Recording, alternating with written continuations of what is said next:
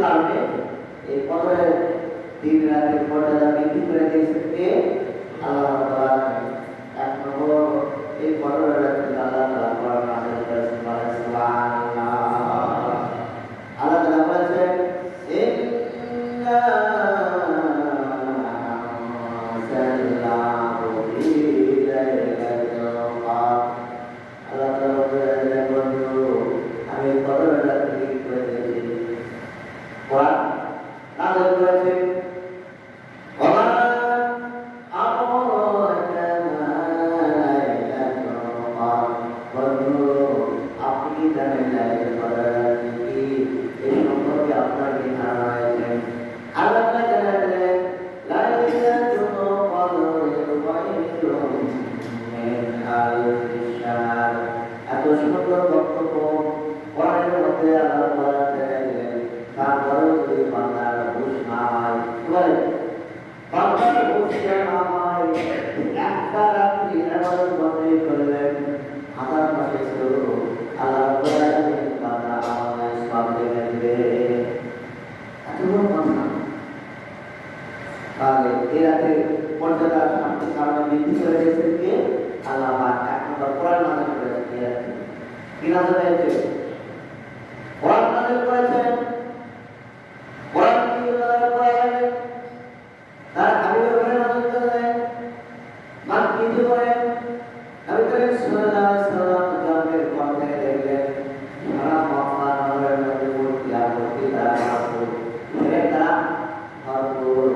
তাহলে চিন্তা করো, রাসূল করিম সাল্লাল্লাহু আলাইহি ওয়াসাল্লাম যে জায়গায় জন্মগ্রহণ করলেন সেই জায়গায় চতুর্দিকে শুধু মূর্তি আর মূর্তি, মূর্তি আর কি?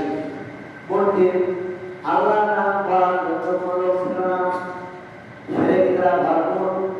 সেখানে জিনা ব্যবচার ছিল, লুটতরা ছিল, জাহিলিয়াতের মধ্যে এমন নির্যাতন ছিল যে নিজের সন্তানকে বাবা হয়ে মৃত্যুবরণ খবর দিত। নির্যাতন, এত নির্যাতন ছিল, অশান্ত মানুষ ছিল। আল্লাহ তাআলা কোরআন নাযিল করেছেন কি জন্য? যে সমাজের মধ্যে কোনো মূর্তি পূজা থাকবে না। কি নাযিল করলেন? এই সমাজের মধ্যে কোনো মূর্তি পূজা থাকবে না, এই সমাজের মধ্যে কোনো শিরকের কাজ চলবে না। আল্লাহর জন্য, আল্লাহকে প্রতিষ্ঠা করার জন্য এই জমিনের মধ্যে একমাত্র ইবাদত কার হবে? আল্লাহ পাকের ইবাদত হবে। এজন্য কোরআন কারীম নাযিল করলেন যে সমাজের মধ্যে বর্বরতা ছিল, যে সমাজের মধ্যে এত গুনাহ কাজ করত না, অশান্তি বসবাস করত, সেই সমাজের মধ্যে কোরআন নাযিল করে সুন্দর সুন্দর সমাজ উপহার দেন আল্লাহ তাআলা। সুবহানাল্লাহ। যে সমাজে লোকরা ছিল, জিনা ছিল, ব্যভিচার ছিল, খুনখারাপি ছিল, এমন কোনো কাজ নাই, অশ্লীল কাজ নেই, হারাম কাজ নেই, তারা হতো। তার কোরআন নাযিল কি জন্য? ভালো মানুষ তৈরি করার জন্য। কি জন্য কোরআন নাযিল হলো? কি জন্য? রমজান মাসে খারাপ মানুষ থেকে ভালো মানুষ তৈরি করার জন্য আল্লাহ রাব্বুল আলামিন কোরআন নাযিল করলেন যে আমার বন্ধুর মাধ্যমে এই জাতিকে এই সমাজকে আমি সুন্দর উপহার, আমার থেকে উপহার দেব। তারপরে তাই ম্যাডাম নবী করিম সাল্লাল্লাহু আলাইহি ওয়াসাল্লাম মক্কা থেকে যখন মদিনায় হিজরত করলেন, মদিনায় হিজরত করে কোরআনের আইন চালু করলেন। সুবহানাল্লাহ। কোরআনের আইন চালু করলেন এমনই হবে যে কোরআন আইন চালু করার সাথে সাথে সেই রাষ্ট্রের মধ্যে কোনো জেলখানা ছিল না, কি ছিল না? কোনো জেলখানা ছিল না। কোনো অপরাধী যখন অপরাধ করত, সঙ্গে সঙ্গে নবী করিম সাল্লাল্লাহু আলাইহি ওয়াসাল্লামের দরবারে হাজির হতো, ইয়া রাসূলুল্লাহ, ইয়া হাবিবাল্লাহ, রহমত করি। এত সুন্দর মানুষ হলে ওদের মনোয়ার কোরআন কারীম নাযিল হলো কি জন্য? খারাপ মানুষ থেকে ভালো মানুষ তৈরি করার জন্য। কথা বলে কি জন্য? খারাপ মানুষ থেকে ভালো মানুষ তৈরি করার জন্য। যেন ওই মানুষটা আল্লাহর ইবাদত বন্দেগী করে, ওই মানুষটা যেন নামাজ পড়ে, ওই মানুষটা যেন যাকাত দেয়, এই মানুষটা যেন রোজা রাখে, এই মানুষটা যেন ভালো কাজ করে।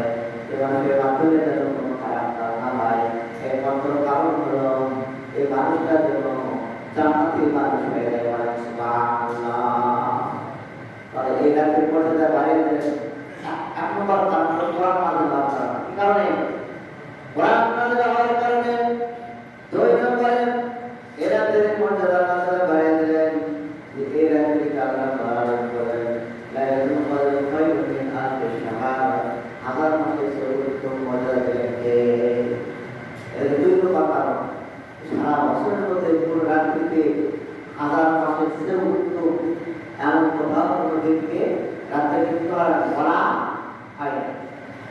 2 নম্বর কারণ, 3 নম্বর কারণ হলো এই রাত্রিতে আল্লাহ রাব্বুল আলামিন বরকত নাযিল করেন। সুবহানাল্লাহ। বরকত দ্বারা এই রাত্রিতে আল্লাহ রাব্বুল আলামিন ভরপুর করে দেন, যাতে বান্দার গুনাহ মাফ করে দেন। সুবহানাল্লাহ, সুবহানাল্লাহ। 3 নম্বর কারণ হলো, 4 নম্বর কারণ, এই রাত্রিতে আল্লাহ রাব্বুল আলামিন হযরত জিবরাইল আলাইহিস সালামের মাধ্যমে লক্ষ লক্ষ কোটি কোটি রহমতের ফেরেশতা আল্লাহ তাআলা নাযিল করেন। সুবহানাল্লাহ। এর মর্যাদা 4 নম্বর কারণ ফেরেশতা। 5 নম্বর কারণ হলো এই রাত্রিতে আল্লাহ রাব্বুল আলামিন মাগরিব থেকে নিয়ে ফজর পর্যন্ত শান্তি এবং রহমত বরকত দ্বারা ভরপুর করে দেন। সুবহানাল্লাহ। এত সম্মান, এত মান দেন কি জন্য? বাধা গুনাহ মাফের জন্য। তারপরেও আমাদের কোনো দোষ নেই। কি বলেন?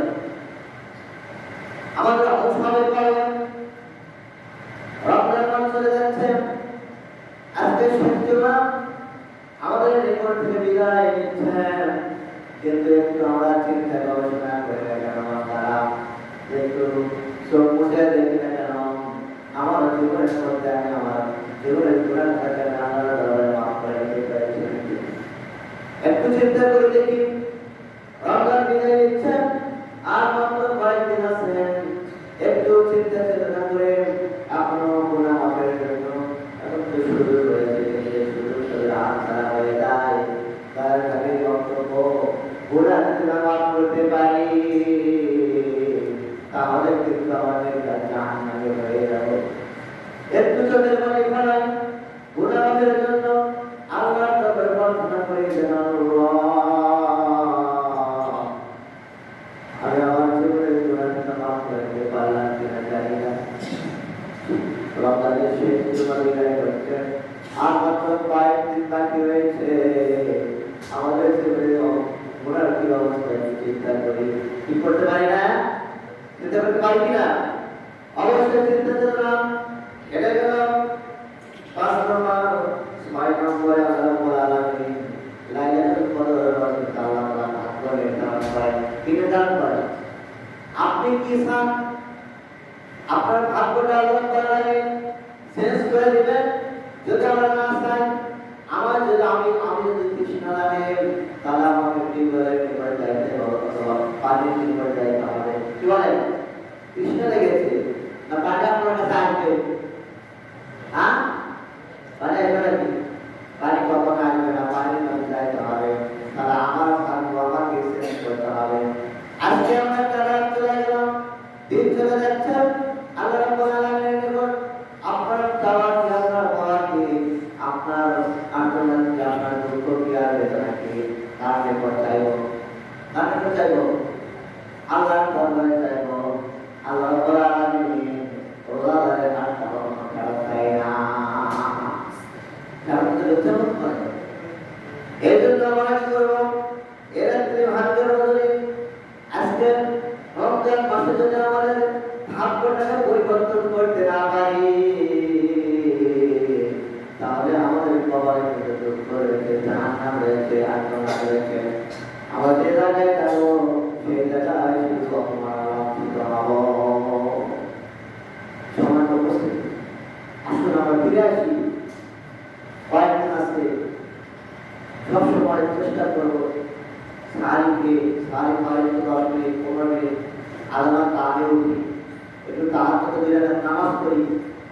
সেই জায়গায় চোখের পানি ছেড়ে আল্লাহ আমি অনেক গুনাহ করেছি, আমাদের জীবনের গুনাহটা মাফ করে দাও। আল্লাহ রাব্বুল আলামিন তাহাজ্জুদের সময় দোয়াটা কবুল করেন। সুবহানাল্লাহ। আপনার কি চাও?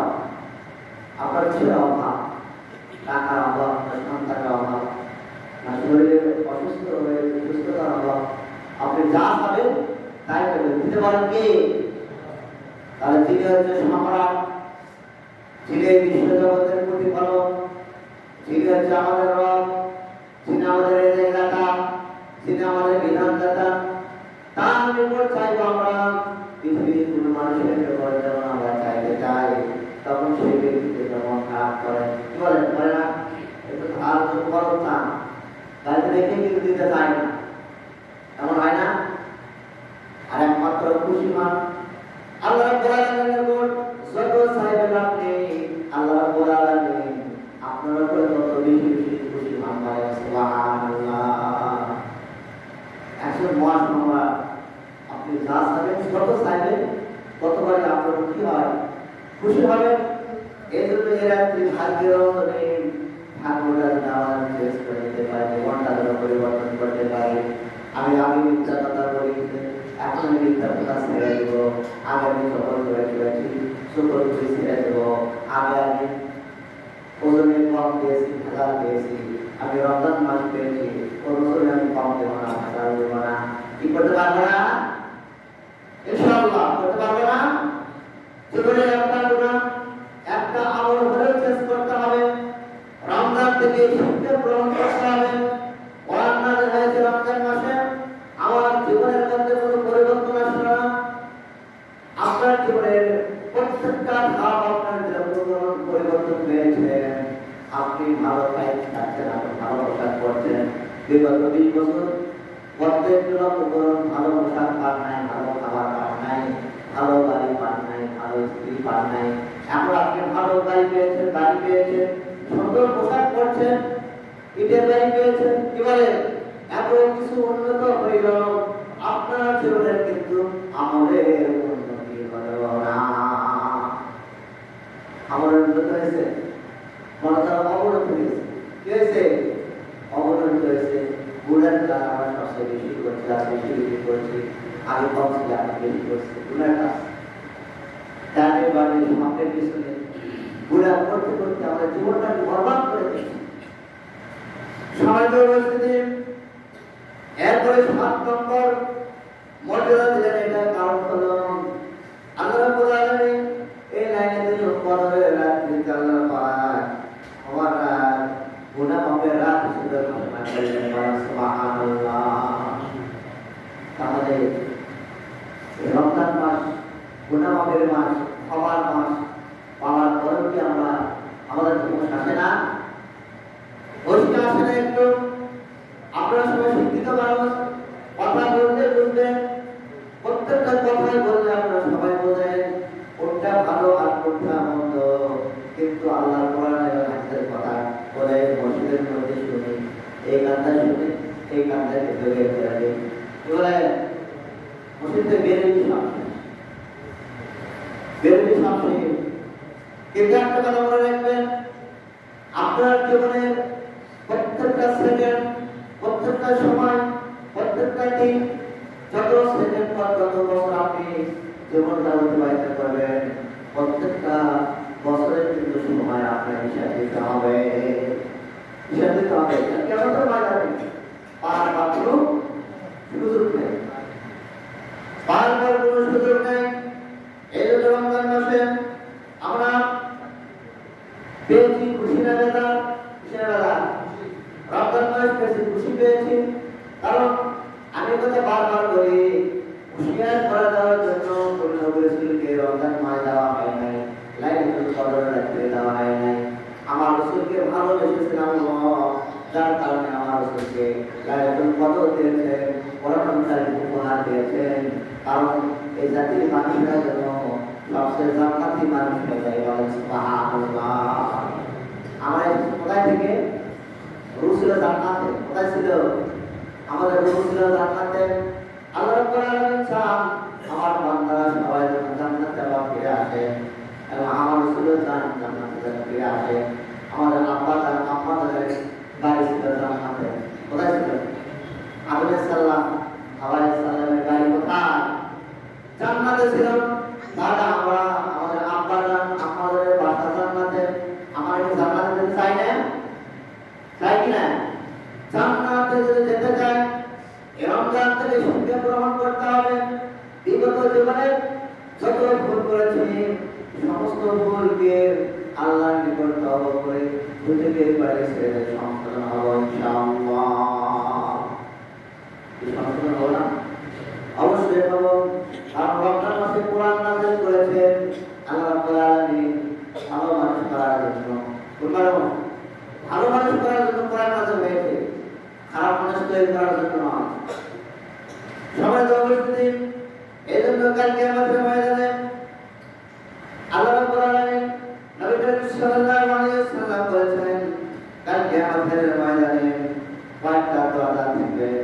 দরজার মাধ্যমে আমার কানা মিন আহলিস সালাত, যে ব্যক্তি এই জমিনের মধ্যে 5 ওয়াক্ত নামাজ পড়বে, 5 ওয়াক্ত নামাজ, 5 ওয়াক্ত নামাজ পড়বে, কিয়ামতের ময়দানে বাবুস সালাত নামে একটা দরজা থাকবে।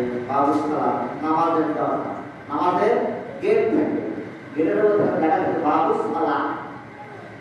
আল্লাহ রাব্বুল আলামিন ঘোষণা করবেন, বান্দারা এই জমিনের মধ্যে তোমরা যারা 5 ওয়াক্ত নামাজ আদায় করেছ, এই যে গেটে লেখা আছে বাবুস সালাত, এই গেটের মধ্যে তোমরা জান্নাতে বিনা হিসেবে জান্নাতে প্রবেশ করা হয়। সুবহানাল্লাহ।